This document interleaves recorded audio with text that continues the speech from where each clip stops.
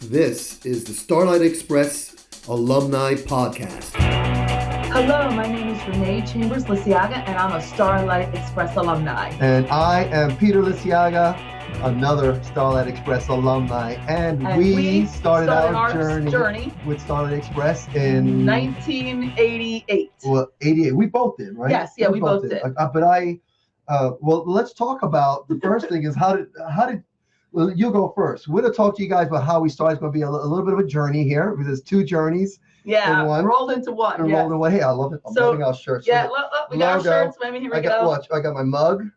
T-shirts, Starlight Express T-shirts. All right, and we also have our hats. I got my sticker on my journal. And hey, guys, if you want to support the podcast, yes, go to starlightexpress.club/store. Right. We have many of you guys getting the mugs, the sweatshirts, the hoodies, I have the t-shirts. The T-shirt. He has the, I have something else. We try to interchange and share. Right. You can't share this one because this is the ladies medium tee, which I love. So it's really nice and snug. It'll have me show my muscles. Too tight. Anyway, guys, let's get back on track. If you want to go, anyway, you want one of these things, here, go to starlightexpress.club/store. So we're going to do this. We're going to first tell them, how did we first find out? You go first. How did you first find out about Starlight Express? Okay. All right. So I'm going to try to make, because as many of you know, I love stories, right? I love very long stories, but I'm going to try to make this short. So let's see. Peter and I got married in November of '87, and there were a whole bunch of auditions in New York. We were living in Westchester at the time, and we were both up for the international tour of Jesus Christ Superstar.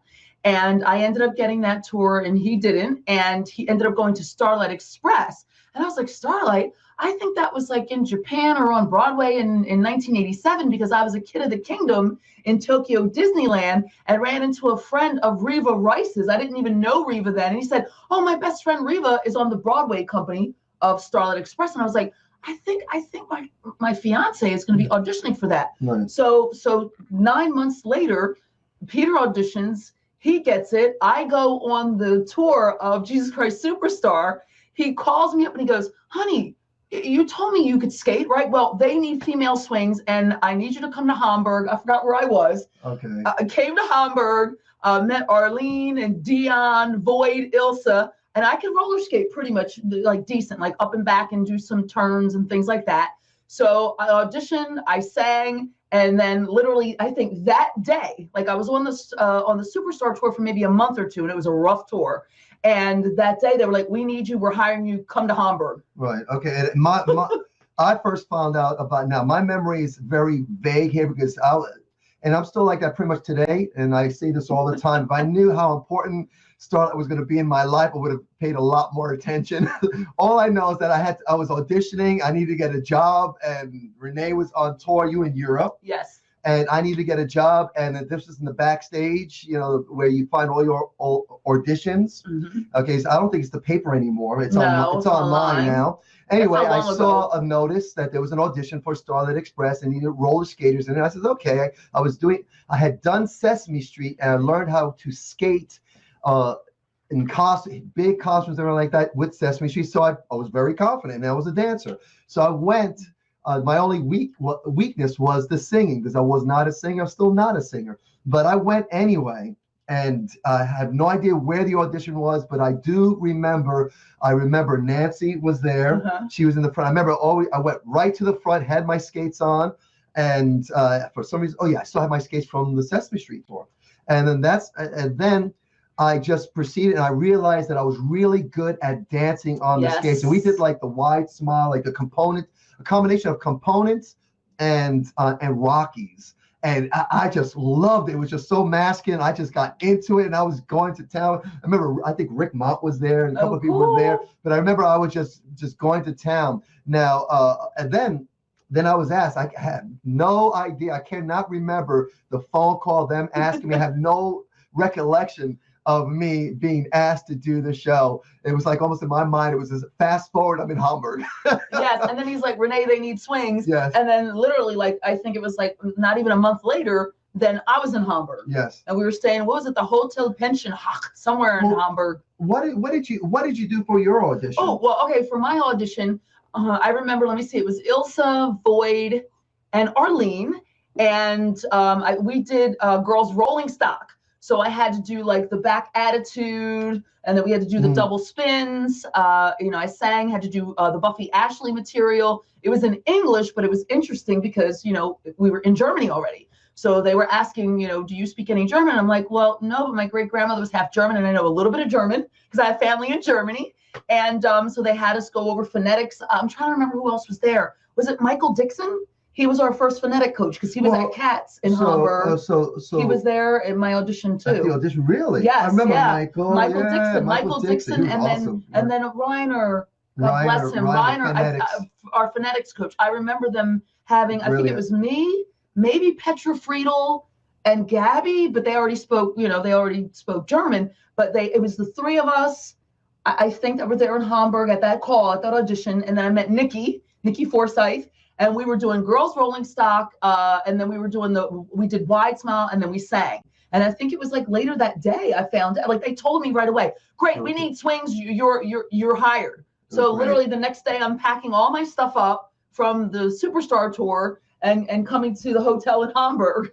So with Peter, which was great. So we booked together. It was cool because I was rooming. I forgot who my roommate was. He was one of the stage managers. He was a very nice guy. I forgot his name. He was very, very tall. So we were rooming together. As soon as she got hired, they right away got us a flat together. It was nice. It was nice. Yeah, it was great. It was very nice that we worked. Yeah. They took great care of the newly. We were like the newly married couple. Yeah, and I know, again, with my audition, I just remember picking up the choreography. It was just, for me, it's just a great fit. I remember doing the handstand body roll. That was something that came to me very naturally, and I just loved it. I love the idea. So my audition was I was just kicking it out on the skates. I was doing it, and I remember Arlene being there, and I remember noticing on her, I knew that she loved what I was doing just by her expressions. Mm-hmm. And many of you alumni know what I'm talking about. When she loves something, she has that face. Yeah, she gets I love that. All right. Yeah, and so I know she enjoyed what I was doing, and I really didn't know who she was at the time, but I just remember her being one of them there,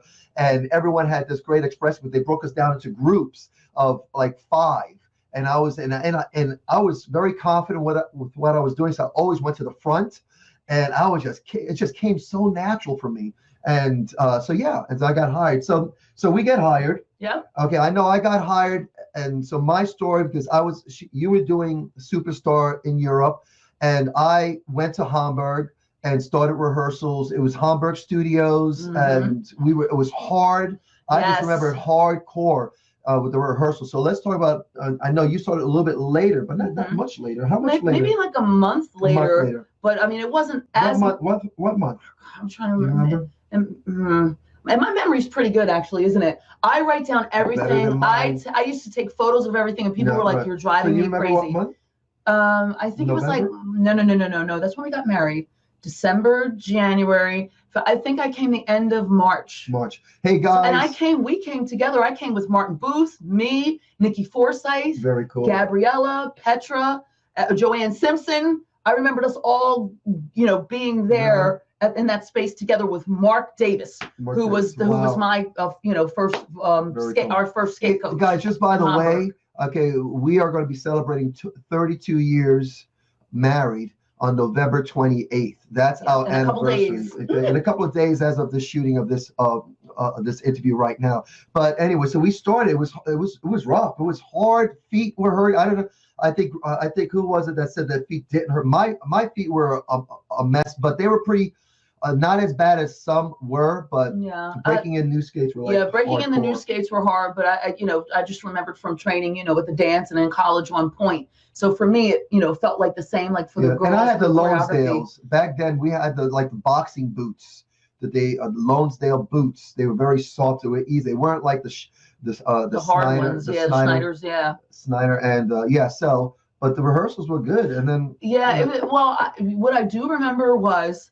And this was like a couple weeks later, Alan Edwards and them, you guys probably remember this, when we were skating in that old warehouse, and then they built those ramps for us, and we're skating, and then they come in and tell us about, there's probably asbestos, because these buildings were like 1930s. I don't even know. So we had to wear masks. We were wearing masks while we were like roller skating, like down the ramps. It was like it was a little crazy. It was funny. Yeah, it was. It all turned out great. No one had any issues with it or anything like that. Right. But we were definitely. A lot of us were, especially the Americans, we were freaking out a bit because we're like asbestos. A couple of us were union, so it was like what? So anyway, but it was funny because they had the ramps were great. It was something for me to get. I think we all had to get used to the ramps and then where else were we were in the other studios where we did, and I loved this. I remember when we were working with Dion really closely, and we were talking about like we were doing our ticks. And remember that, learning about our characters and our ticks and why would Rusty go here? So we were doing like all these different experiments and breaking down our characters. And we were in this like huge warehouse. Do you remember that big warehouse? Yeah. And I think her name was it Petra or somebody that used to work for Stella? It was Stella back then. That was Sabina, Roman's assistant. And she took all these amazing photos. So she gave them to us at the end. Do you remember that? Yeah. And it was like me, like we were doing back walkovers. I remember this. And I think the Buffy and Ashley that they hired were from the States, but they were too small. They were too short. So they had me and Nikki Forsythe swinging Buffy and Ashley, and Ilsa was and she was pregnant. I remember that at the time. And she was trying to get us to do back walkovers on our skates with Paul Kreber because he was Greaseball. That was Ashley did the back walkover. She would spin into him and let me tell you, we had the skates on. They took the skates off. And it was amazing. But I remember, I think her name was Petra. She gave Peter and I still have them to this day, all these amazing photos with you and Alfie and Martin Booth, like in action. Do you remember that? Doing the Rocky jumps, and then me and Nikki Forsythe and Joanne Simpson. I'll try to post some of these photos, guys. But I mean, just some incredible, incredible shots of our time there. But it was hard. It was guys, hard. If you're listening to this podcast, the photos will be right on the page. If you go to the page, Starlight Express. They will? Yes, starlightexpress.club/Renee and Peter. And you go there on our interview page. It's right below. I'll keep them there. There'll be a nice little slideshow there. But I remember the bowls. And I don't know, because I remember getting my injury. And so I'm thinking about who's. Do you remember who got the first injury? Like where they had to be put out. Well, yeah. When we went, let me see. We went from Hamburg, and then I think we moved to Bochum, and like. Yeah, but this happened in Hamburg. That's right. It did happen in This Hamburg. happened in Hamburg on that bowl that they had created. That's right. But guess what? It was only about 3-4 weeks before we had to move to Bochum. Sure. Right? Yeah. I had to have. I remember falling, going down the bowl, and my weight was back, and I fell back, and I put my hands behind me, and my thumb hit the floor like this on my weight, and it ripped the tendon. Yeah. But I kept rehearsing the rest of the day, because we're hardcore. Yeah. To Starlight Express, you got to be hardcore. Anyway, I did everything that day. We had rolling stock rehearsals, I believe, and I kept my hand was like this swollen. Yeah. So I knew something was wrong, but at the end of the day, I went to the stage manager. I said, "Look, if this is not right," so they said, "Okay." They made an appointment for me the next day to see the doctor, and then I remember the doctor taking my hand like this and taking his taking my thumb and pulling it all the way down, and he goes to me. He says, "Yeah, got broke." I think that's what he said. Yeah. And it was broken, and I went, "Great." So they scheduled me to get surgery. So I ended up getting surgery on this in Hamburg, and it was not knowing any German back then, and it was kind of freaky. I don't know who was the first injury. Who was? Do you remember? I don't remember. Not in Hamburg while we were there. But when we got to Bochum, I think it was Mark Hobart. I'm just trying to see was I the first one to get injured? I don't. Maybe I don't know. Like broken. I don't know. I was just thinking about that. Was I the first one to get broken? Did anyone break? I'm talking about the German cast because I know some of you guys had some hardcore injuries. Yeah. With Broadway and London. Yeah. And so maybe even the New Zealand, Australian. Yeah, the Australia tour. But I know in the Bochum German production in Hamburg, I broke this. So guys, alumni, let me know. If you guys broke anything before me, maybe I'm the first one. No, I don't know. I'm kind of. I'm the only one with the cast. No, I remember. Yeah, I'm kind of giggling in a little bit because when you said that, and we were still in Hamburg in those studios in that big warehouse before we left to go to Bochum, and I'm not sure if I think he might have twisted his ankle or got injured, but. Do you remember Reed? No, do you remember Reed? And he had to break dance, and I think something happened with him. But that was a funny story. So, with Nancy broke her wrist, her ankle. Oh, that's right. Nancy. And I forget her last name. She was awesome. She was great. That's right. She was supposed to be the original wrench. Right. And she broke her ankle. So she was the first one in Germany. That's right. In Hamburg. I remember that. That's right. So anyway, guys, I just made notes of that. But anyway, so we went from Hamburg and then we went to Bochum. Mm-hmm. Nice flat. We got a nice flat in Bochum too. We did. Flat. Yeah. They took great care of us. So, and it was just it was really amazing, but it was overwhelming. We had both traveled because we had done shows before together. Prior to that, we met at Hershey Park. Did shows in New York. Did a couple other shows, West Side Story together. Right. But Starlight, I think, was like the biggest show that we had done together as a married couple over the years, on and off. Right, so, and definitely tested us physically, emotionally, and mentally, because it was just one of those shows that are very encompassing. Like, just you had to be in it. And so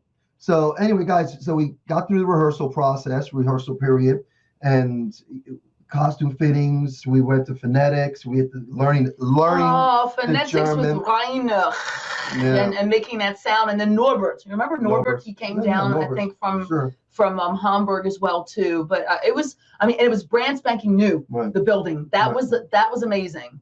So what's your number one most biggest memory from rehearsals? Biggest memory from rehearsals. Let's see. In Germany, in Bochum, the rehearsals were really hard, but it wasn't until we got on that set and we were like overwhelmed. It was just like so overwhelming. And then that one bowl they had to refix and do again. So we were ended up out in the foyer skating again and again. And what I remember, which was so cool, because this was in wait a minute, I'm mixing up. Sorry, I think I'm mixing up my dates. Because I'm not sure if Randall Whitescarver came out. He came out later. Sorry, that was after our U.S. tour. Anyway, but I remembered, who was it? It was the Tone people and Peter, what was his name? Leblonsky and those guys, that German crew that first year were amazing. Mm-hmm. I mean, I remember the hydraulics not working. You remember on the set, somebody dropped like a hammer and you heard Dion McHugh's voice, skaters all stop. I mean, there were so many technical glitches and so many issues and things that had happened because this was the first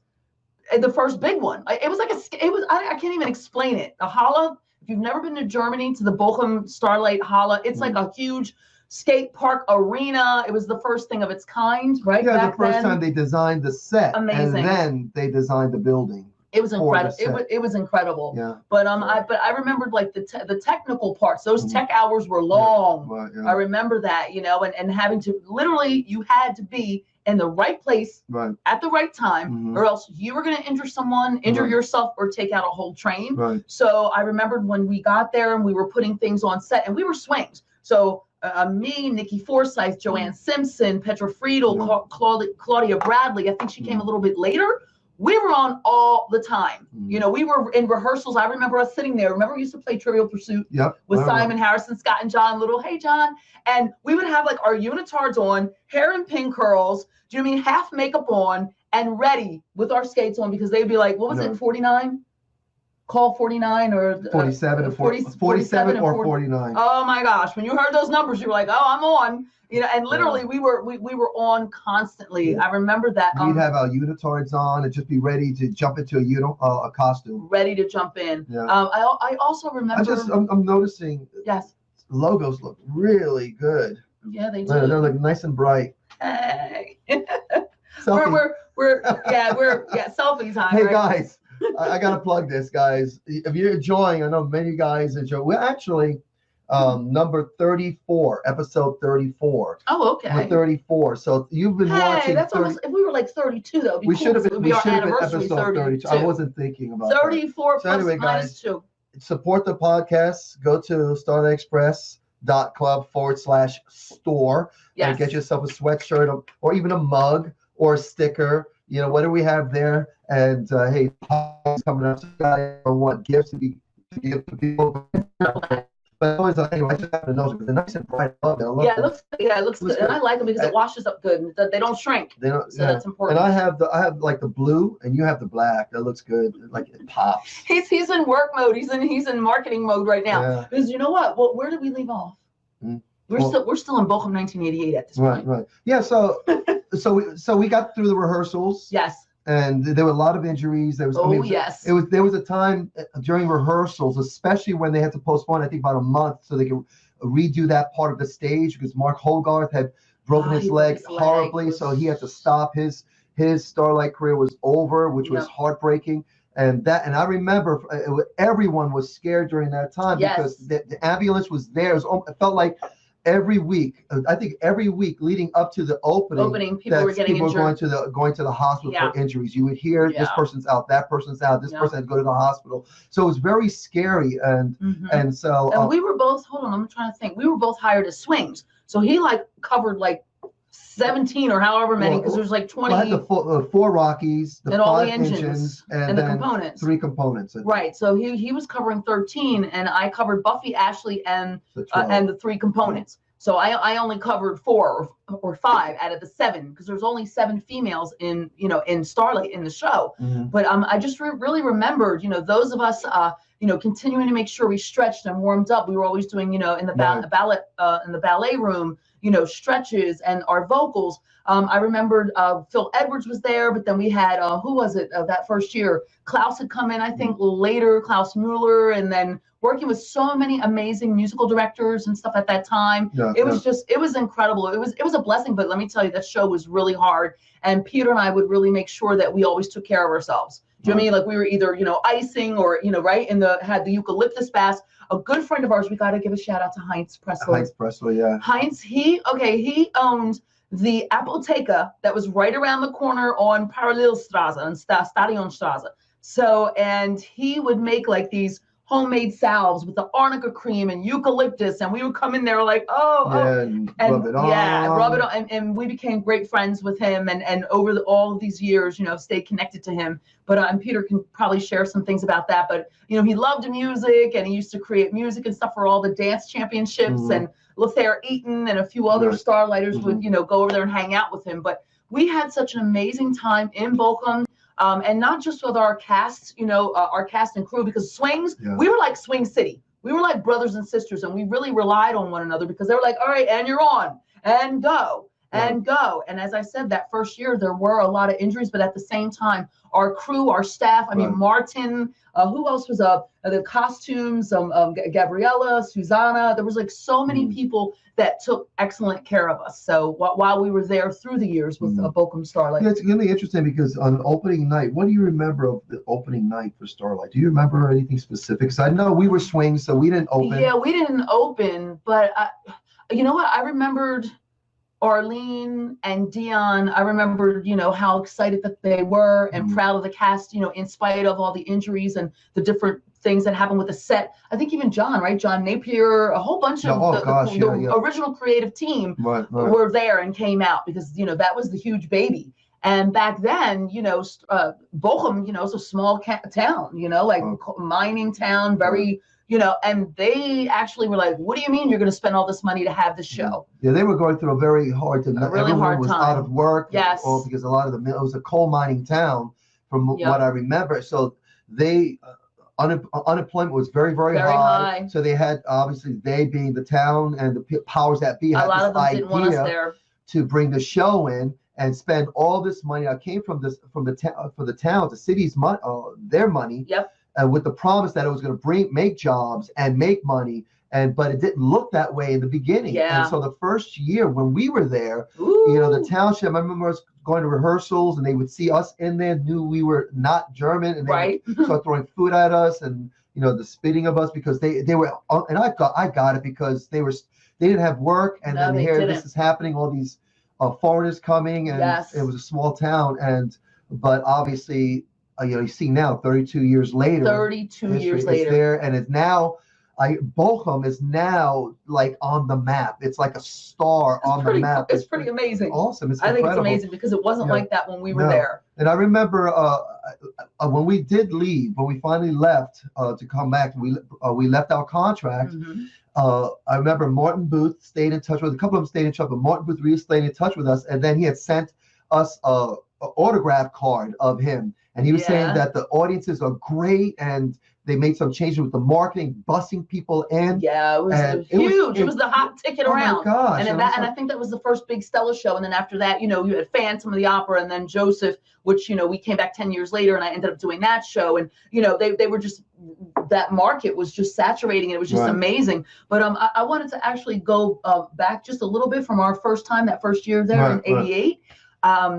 It was, even though it was new for us, and being in a foreign country working together on such a hard show.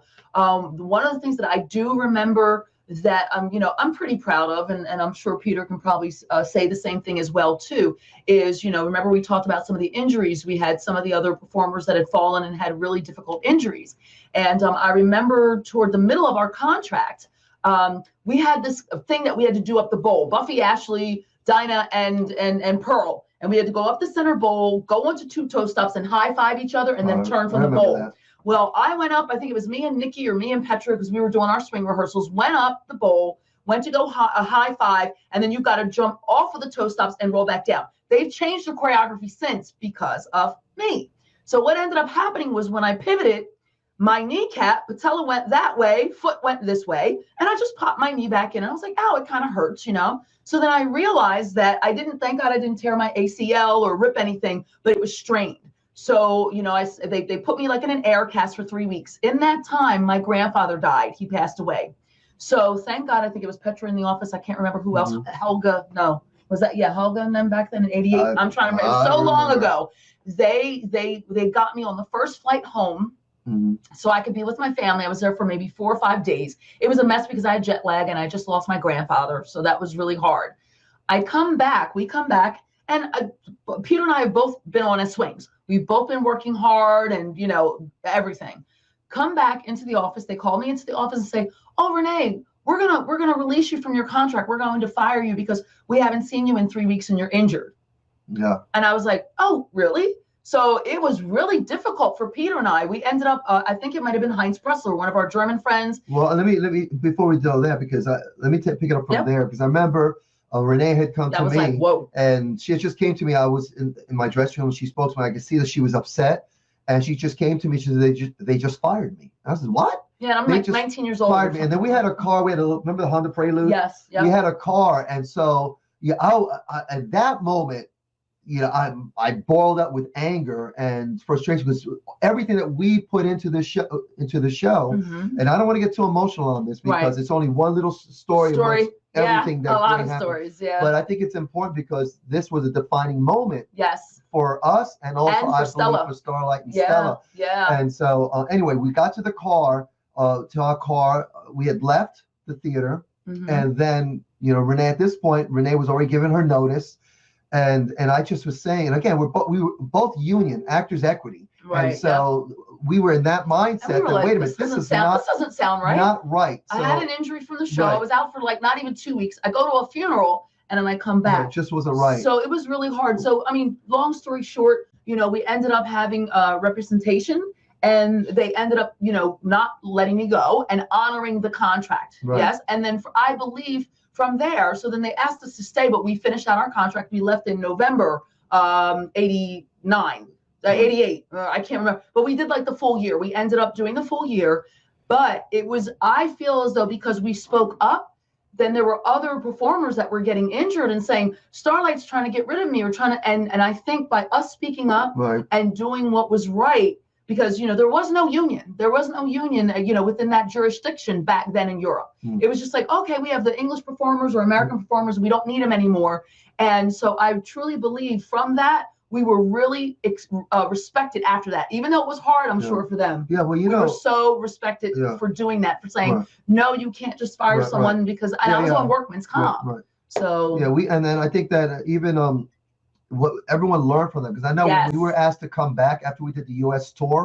We had done the U.S. tour for a year and a half, and then came back in 91. Then we came back in 91, and I remember they called us in the office, and sat down and just said, "Hey, look, there was no hard feelings." I guess they were in fear that we would have hard feelings about it. but they apologized for them, and we were all learning. Everything was new for them, working with the talent from around the world with a big show. And they were trying to scramble because it looked like it was going to be a failure. So they're trying to cut everywhere. So we understood the time and the moment and the growth. And all this happened amongst other things. And a lot of alumni have our experiences and stories. But it was all this had to happen so that Starlight Express could be the success that it is today. And we are all proud of that. Those of us that had the ups and the downs of our experience, that's life. And and him and I sticking together, that was really important. Us sticking together, not just as a married couple, but as a team and as performers, saying that, you know what, this isn't right, this needs to be taken care of. And they so respected us for that. So so we go back home, and then we get asked to go on the U.S. tour. So tell everybody, start about the U.S. tour. Well, I'm not going to go too deep into U.S. tour. I mean, the idea is but we're doing our little timeline, right? Are we doing? And so, guys, we were asked. They obviously want to do the show U.S. tour. They were looking for our Starlighters that had already done the show this week and expedite the rehearsal process. It was short. And so many of us were called and asked. You were asked first. You brought on first, and then I was like, when am I going to be called? I want to be called. I want it so bad. I want it so bad. And then they called me, and then we got it, and it was just awesome. It was great. We got. I don't even remember. We didn't have to audition. We didn't audition. No, I think, you know what? No, I think we were at final callbacks at the Minskoff. Because I remembered seeing Dawn Marie Church. I remember seeing Reva Rice, and these were all the people from Broadway, and I kind of knew them as dancers in New York. Oh, cool. It was me and Rochelle Rack. But it was like a final callback, and so Arlene and them were there, and I'm like, oh, it's so great to see you in New York instead of in Bochum, Germany. So I got offered first cast Wrench and to understudy Ashley and Buffy, which I was on for Buffy a lot with Rochelle, and that tour was just so much fun. I mean, that was so we got to travel the United States, the U.S. and Canada. It was great. Randy Weisgarber, I got a shout out to Randy. Well, let's slow down because I want to make sure that shout outs. I don't remember the audition or that process. All I know is that we got called to do it, and we started rehearsals in the 46th Street Theater. And that was the most awesome thing, being in the theater and being basically on Broadway, rehearsing on Broadway, and being part of this big, huge show. A first national tour of a Broadway show was the most incredible. I remember I was just on cloud 9 with this. It was just amazing experience, amazing actors, amazing backstage people, which you definitely give shout outs to. Number one, Randy. Randy Weisgarber. Randy was the bomb. Robert Nolan, Cecil, our company manager. Now we got to say everyone. We're going to do the best we can to give every single one of you guys a shout out, because all of you guys have Bonnie Panson. Bonnie was on it. Let me tell you, our stage management and the crew and the riggers and the drivers, Dean, all those guys were incredible, because guess what? If something wasn't fixed or right, we were injured. And that set had to break apart and get put back together, and they would drive the crew. Who was it? It was BJ and those guys. They were amazing. And some of these guys, some of the crew and the property masters. Jimmy Burnell. Oh my God! Can I tell you my story about Jimmy Burnell? No. Let's just shout outs. We're doing shout outs, but that's one of my funny stories. But anyway, we'll get back to them. But they're just amazing. Our sound guys, technical crew, Phil Reno, our musical director at the time, Paul Bulgave as well too. He started us off, him and Jan Rosenberg, and then toward the end of that tour, it was Phil Reno and a whole bunch of other amazing guys that are still in the business. And then actually, what was really cool? You mentioned Jim Abbott too. Yeah, Jim Abbott. What was really cool is that most of those guys ended up 3-4 years later, I ended up doing the national tour of Joseph, and it was all the same guys. So like, hey Renee, so it was pretty cool. But they were amazing, like clockwork. I mean, you had to be off of that set. Time was money, and they were taking the set down because they had to load it up to, and we're flying first class everywhere. And the guys, those truckers, I forgot how many trucks, but it was the biggest, first 11, national tour 11 ever. To 14 back then. Trucks, 11 trucks, to I think something like rigs. That. Rigs. And they were just amazing at what they did. Yeah, you can tell. I mean, you knew right away that they were, they being the producers, the creative team, were 100% behind the success. Gertrude Neufeld. Nina Lannon. She was the assistant for Johnson and Lift for Vinnie Lift. Yeah, Vinnie Lift. Yes. So wow. All these names. Wow, and they're still in the biz. Still in the biz. 40 years later. Have already passed on. Well, yeah, Vinnie passed away, but he hired us for quite a few tours. Yeah. So they liked keeping us together. They were like, all right, the Liciagas. I remember one time, I don't know whether it was in Germany or someone had said that, they told me, I don't know if you were there, but they said, Peter, that, there's a thing going around in the industry that if you're gonna hire one, you're gonna have to hire the other. That was for the U.S. tour. That's how you keep them longer. Well, I think it was when we finished the U.S. tour, went back to Germany. Right. We went back to Bochum Springs or something. Yep. You get one, you got to get the other, because then they'll stay longer. That's right. That's awesome. And it's true. We did. It's true. Then after this amazing U.S. tour, tour, awesome. I think about it. How long after did they call us for the Germany? Because they were going to revamp the German show and take elements from the I think they called us right away. It was maybe like we finished in 91. He went. I finished a couple of months. And then Peter left, and we were back in Westchester, New York. Yeah. And then he started his KTF, Keep the Faith Productions, and he was managing and doing music with the Smooth Brothers, with RT. Right? Was that what? Yeah, RT Smith and Stephen Schultz. May he rest in peace. But they did the German production of Starlight with us in between these times, and he went back and worked with them. And we wrapped up the tour in 91, and then they called us. We were right out there in the spring. Like 2 or 3 months later, and then Rochelle Rack came, and then Ron Garza came, and Ricky Mojica, everybody from the U.S. tour, because they were changing over to the U.S. tour. So Debbie Hernan, Jimmy Walski came over because he was teaching the national tour stuff. So we got to see Jimmy again. He was just amazing. He was like one of my most favorite dance captains that I've ever worked under and with. He was just brilliant. Love you, Jimmy Walski. I love it. When I would change the choreography, would do something different, he would come to me. Fun. Okay. Sometimes he'll say, fun. I enjoyed it. Okay. Go back to the original. Or sometimes he would say this, fun. I love it. Do it one more show and then go back to the original. Can I tell one of my stories? Because I'm going to say it. But Component Power on the U.S. tour, me, Angela Popello, Mole Girl, Kim Glavin, Nelson Yee, and Michael Demme. But sometimes, if Michael Demme, I think when he was Electra, I can't remember. I think it might have been Anthony Galdi. And we would be playing, and we would be doing all kind of like crazy low E electric. Like one night we did the Jackson 5, and we were doing all this extra stuff, and we'd have extra glitter and Jimmy Walski would be like, haha, cute, change it back.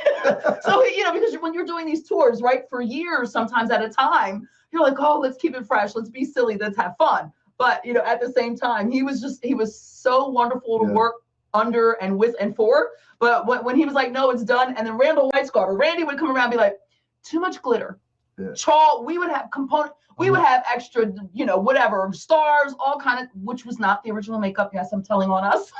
And Randy would be like, yeah, cute, take it off. Yeah. But we used to have fun. It was a lot. We were young. I was young. The tour was a lot 20 years old. Yeah, we were all young. We were all young. Yeah.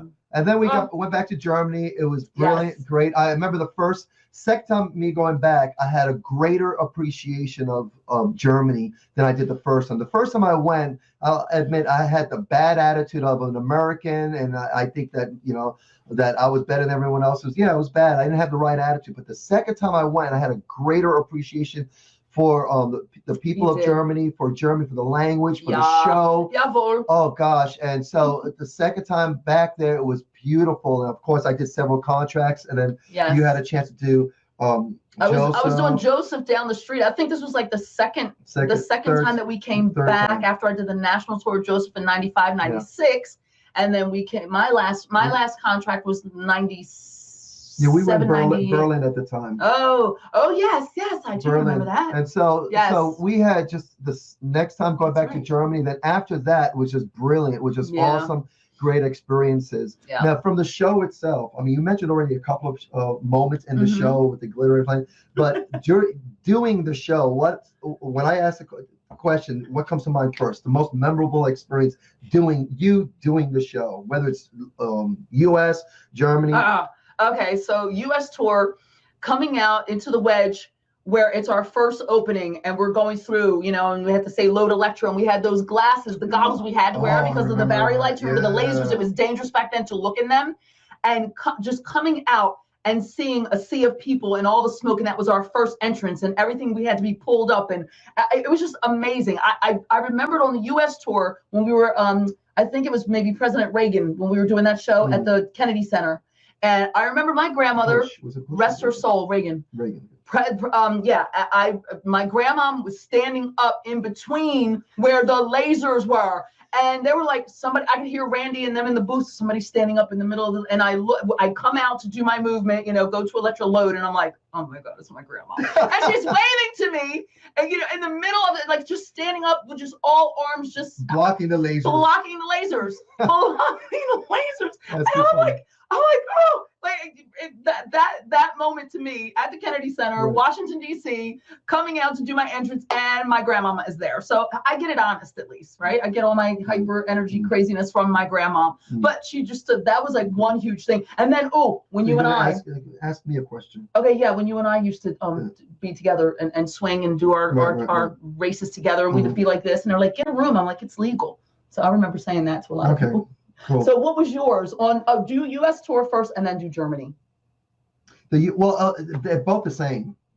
My memorable moments. Okay, memorable moments there's two. Okay. For both of them, and the first one for definitely both of them because they both is the rolling stock. Coming in the beginning of the show, when the music when we're coming in the tunnel, and then we switch on the lights. And just the build up with that, the guitar, and then us coming out on the count, coming in and then splitting down the center, going to the sides, going into the formation. And right now I get goosebumps for that. So that's one. It's still to this day. You were saying that to somebody. Oh gosh, it's the most powerful moment of for me of Starlight Express, and just the pride that I had that I knew I was there and experiencing this, and the light came through the tunnel to the audience.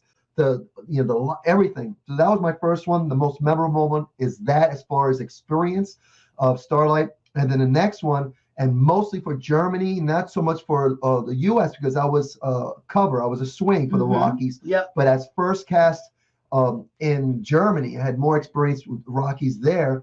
Is right before we came out. We would do our Rocky 1, 2, 3. We would do that and go 1, 2, 3, and then we go to our respective spots in the backstage before we heard the music. Then you'd hear and then right there. I'd be right in that tunnel, hearing the music, getting myself pumped up. Yeah, and we would come out there exploding as Rockies, and that was the most, for me, of all the memories. That's the most, for me, the most memorable moment, especially the last one I did. The last one. I knew that was going to be my last Rocky ever, and it was. Do you remember who was with you then? Do you remember? I believe it was Dwight. I don't remember much. Oh, Dwight. I think Dwight was there, and I don't recall who else was there. But I was so I was so selfish in that moment that I knew it was literally my last Rocky ever. And it is. And I remember being in there, listening to that, and just embracing it and telling myself, remember this, don't forget this. And I'm glad I was the only time I thought to remember and take notice of the moment. And remember that there. And so that was pretty awesome. Yeah, because that number was hard. Last week we were giggling. He started singing. We were trying to remember between the English and the German. And I'm like totally doing the choreography because that was like one of my favorite numbers to watch him do. And, for the both of us, like literally, I remembered like on the U.S. tour when he was Bobo and I'd understudy Buffy. So we'd be roller skating together. Yeah, that was cool. In Germany, I think I shared this when you interviewed Mickey Peterson and those guys and Jan Appel. When I went back when it was either 92 or 93, and I was swinging, and I was on for Jewel a lot because Luann was helping to take care of Wilton back then, and I was on all the time for Jewel, and I would just remember like, oh Lord, hold on, here we go. Whether it was Freddie Martini, Drew Williams, Michael Rand, they would just take out of there. We would skate down the seesaw. I mean, I'm talking about the German set, which was crazy. Skating down, what was it, the profile? I mean, literally, they would be bumping into each other because the shoulder pads were so big. Me and Rochelle Rack are like hanging on to the, like trying to fight and be like, all right, toast up and run, girl, grab on. Because they would just leave us. They would just leave us if you weren't fierce and fast and knowing what you were doing. I remember another funny story. and I can't remember. Well, yeah, I do remember who it was, but it doesn't matter. And let me see, who was I on for? Volta or somebody, I can't remember, or Jewel. Maybe it was Jewel, because Jewel and Belt or Jewel and Rule Gold, they had a lot of hard, the race 2 and 3. And I remember going into the bowl with this other swing, and he didn't go into the bowl right. He fell, rolled out of the bowl. I skated up and around him, and I'm skating by myself. So I get called to the office, right? Michael Fraley's like, Nene, you know you can't skate by yourself. You need an engine, Nene. You know, and Michael Fraley's little boy. And I'm like, troll. I'm like, boyfriend is on the ground. Mama is not getting injured. And I'm in my mid-20s now, and I knew I wanted to do other shows besides Starlight Express, and I did. Thank God I didn't have major injuries. But he would just make me, Nene, what did you do with your engine? I'm like, they just fell. And I just either jumped over them or skated around.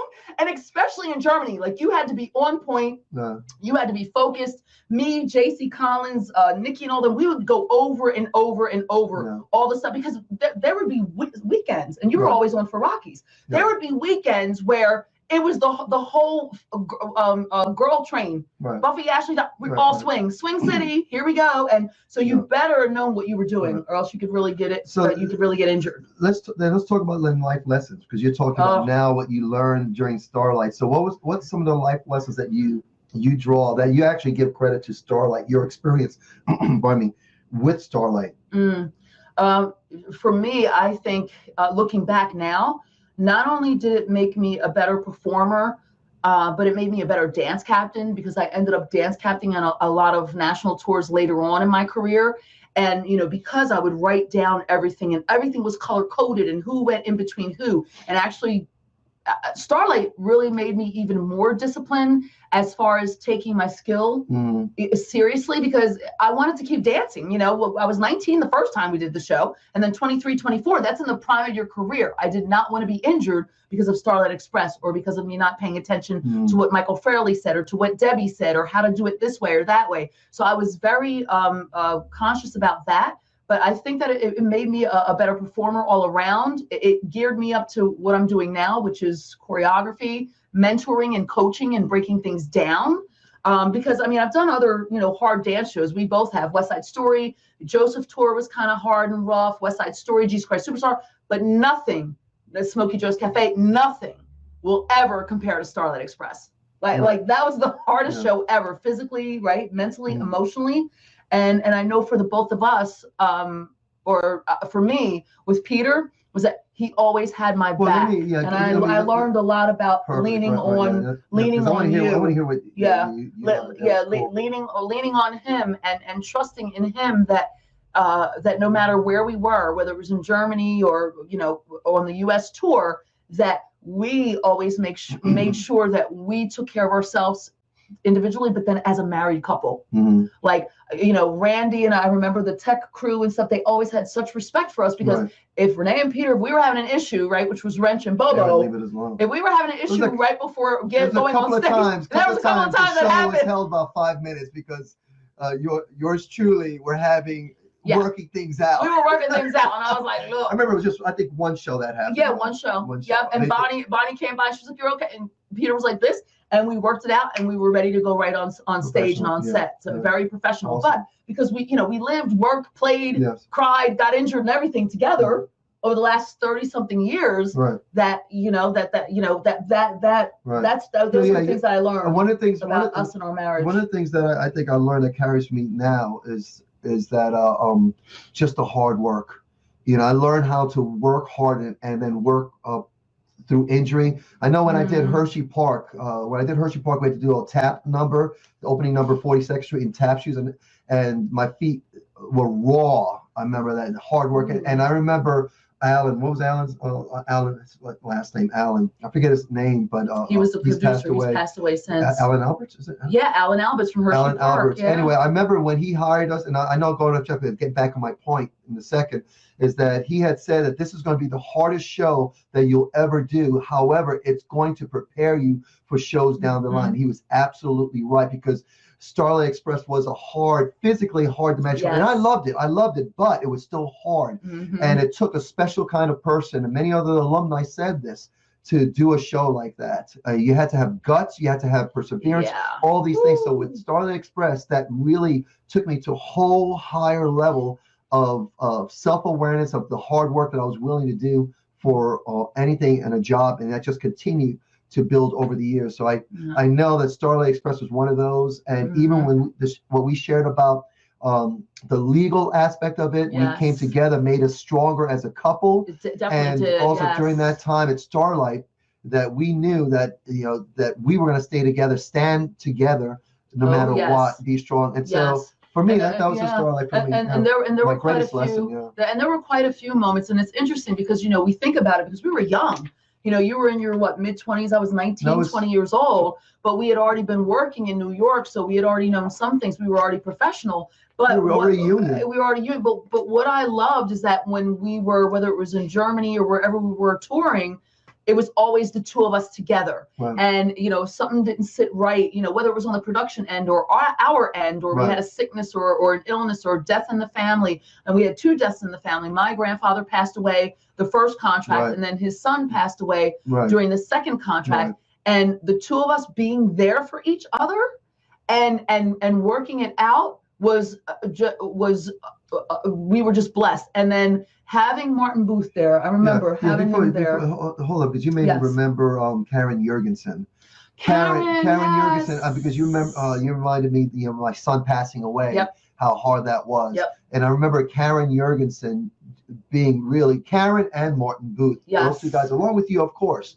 But Karen really helped me get back on stage. She did. And I remember I went back to the States to bury my son. And then I came back to Germany, and I remember going into the office, sitting with Karen. And a lot of people did that with many of the, but Karen, I used to go in there, talk to her a lot, her and Dolan. But Karen, in this case, and she says, Peter, the sooner you get back on that stage, just keep going, it's going to help.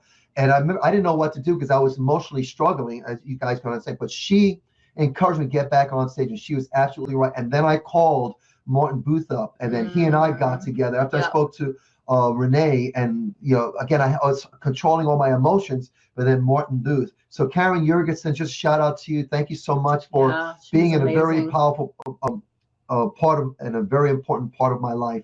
And then Martin Booth, and you, I didn't want to interject it, but I want to say that. But Martin Booth, God bless him. He was like a brother to him. And I remembered our first year anniversary. We flew. He took us. It was who was it? Trevor Hodge. Roddy Trevor. It was Trevor, John Little, me, and Martin Booth. And we went to stay and met his family in Ealing, right? East Ealing, or somewhere in Ealing. I don't know. But we stayed at his house and met his family, and it was just so amazing. So that was like our one-year anniversary. And John Little drove us around London, around England the whole time, and we went to all the pubs, and we had so much fun. And that's when we went to go see Starlight. That's when we first met Yan.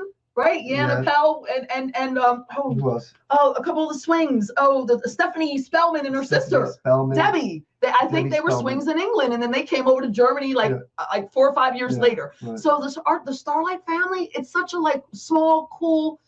It's just an amazing which is why this podcast is so just amazing. It's just incredible, guys, and and I'm so proud that we did this. Yes. And I had the idea for this and confirmed it with Renee, who said, yes, it's a great idea.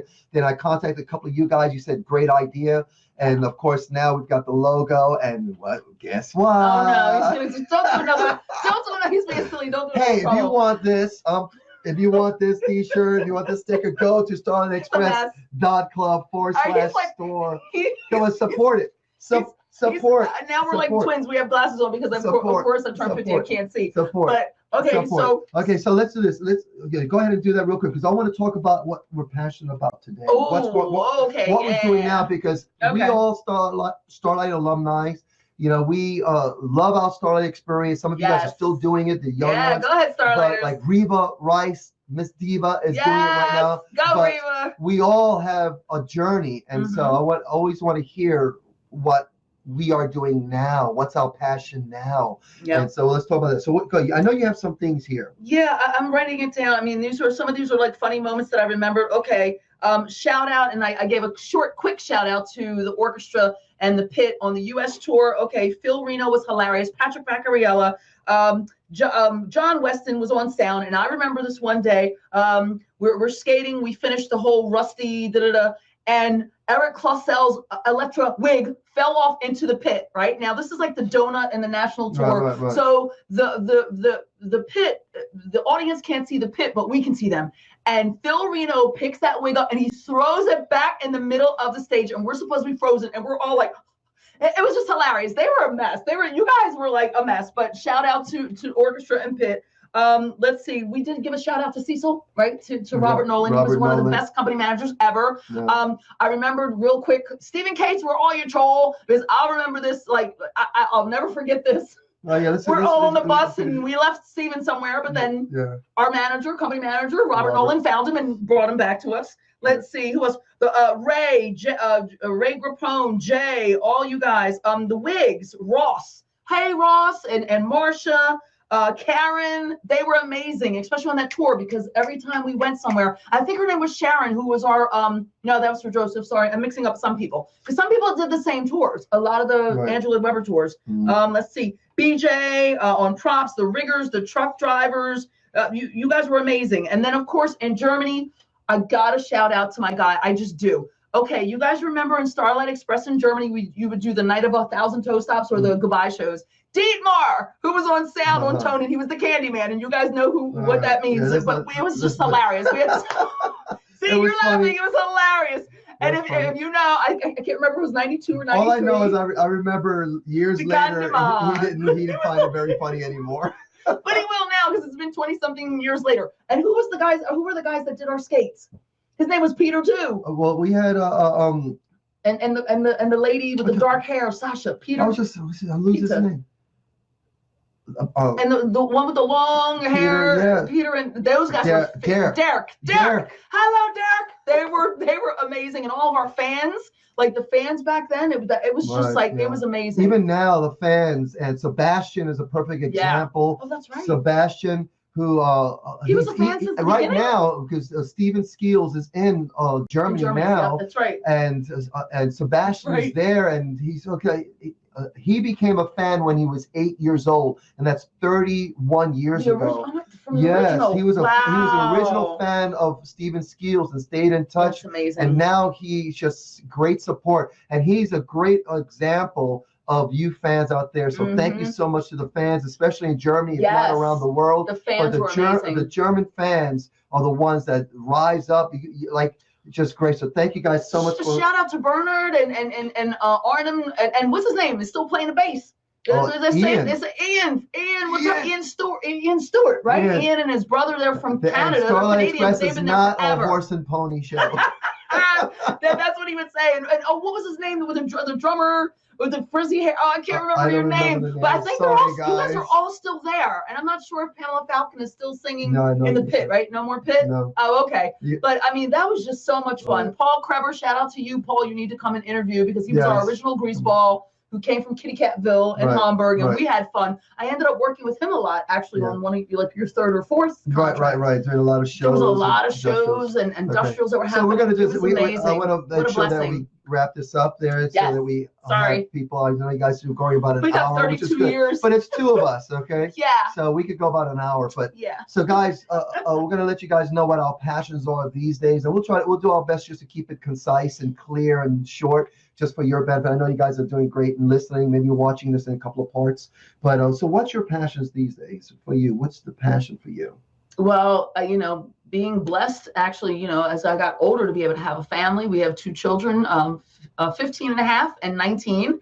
And that was just such a blessing, because we had been married for forever. And then to finally have children in their teens now, watching them grow and learn and do their thing. I also mentor and coach the next generation. And quite a few of my students here on the East Coast, they're on national tours of A Bronx Tale and Cats.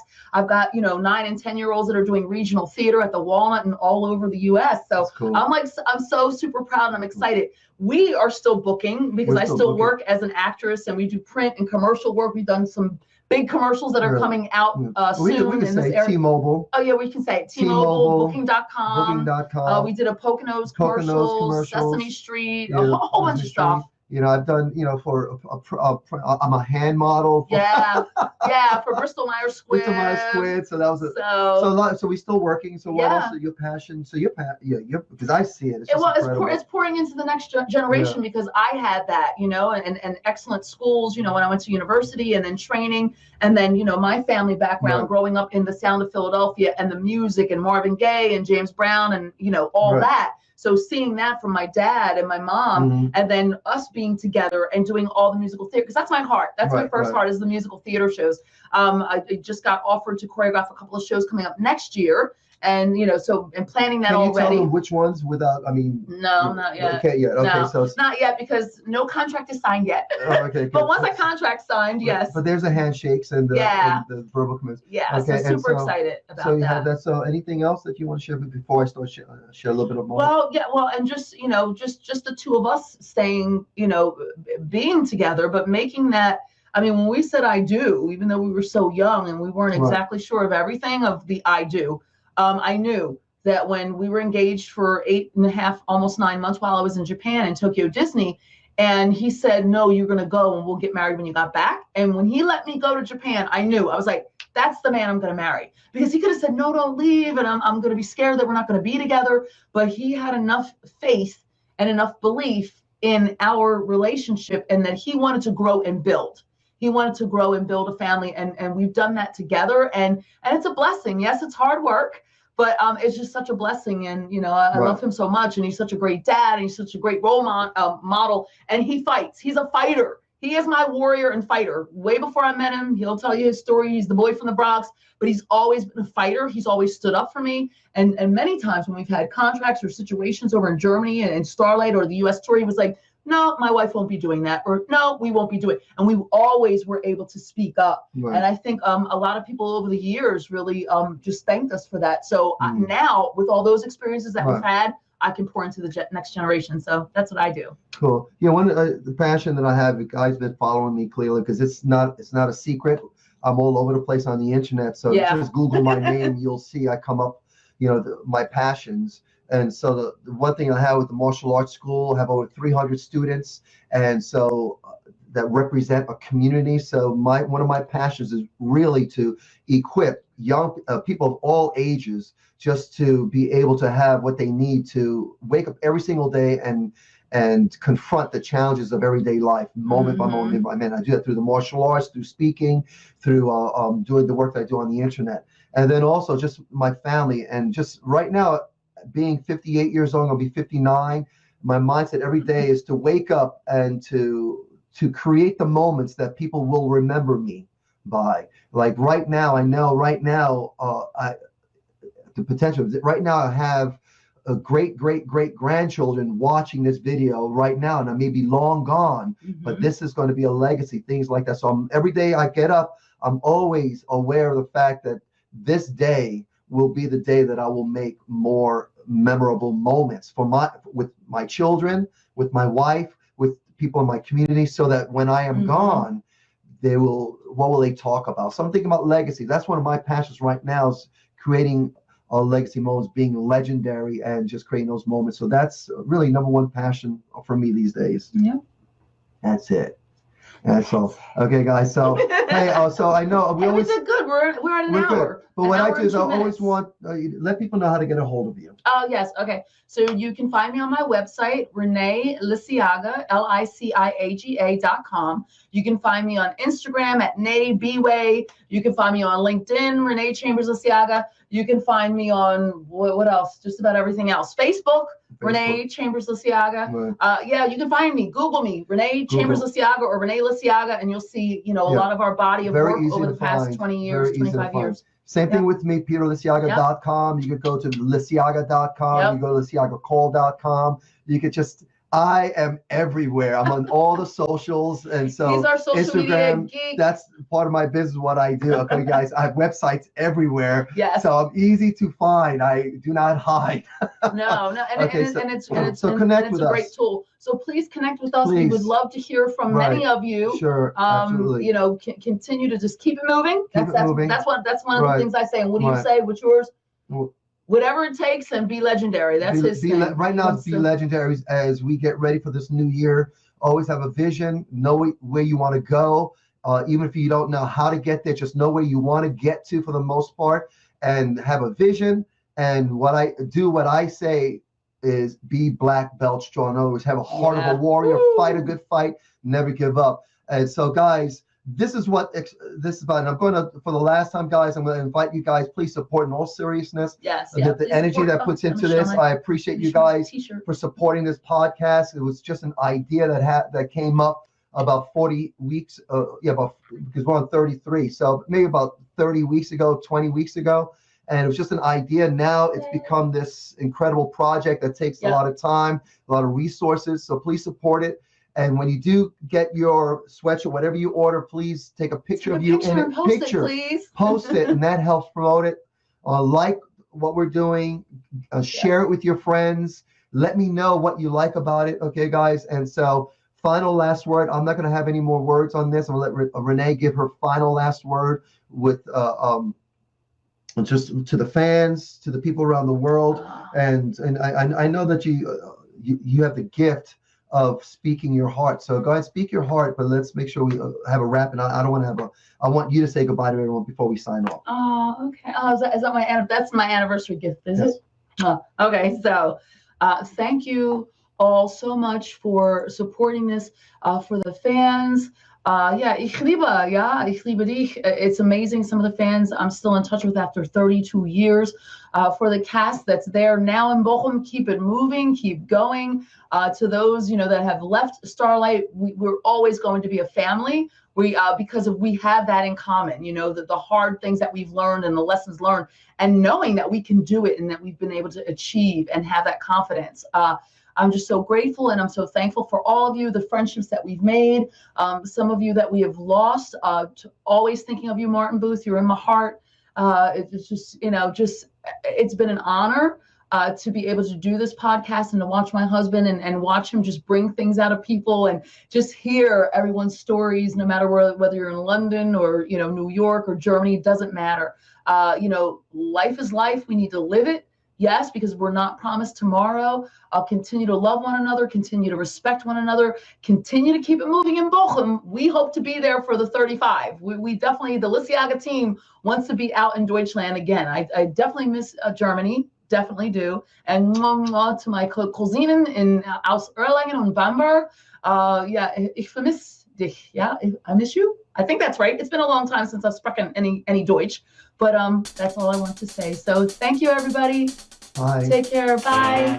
Thank you, everyone, for joining me on this episode of Starlight Express Alumni Podcast. Next week, I will get together with another alumni. Be sure to subscribe. You can subscribe right here on the website at starlightexpress.club. We are definitely on the iTunes and Stitcher, and we're looking to get on the other platforms, so make sure you check there, subscribe there, and stay connected. If you are a Starlight alumni, please be sure to reach out to me if you would like to be on the podcast. Would love to hear your stories and share your story with the Starlight Express fans and other alumni. Look forward to sharing with you next week. Everyone, have a great day.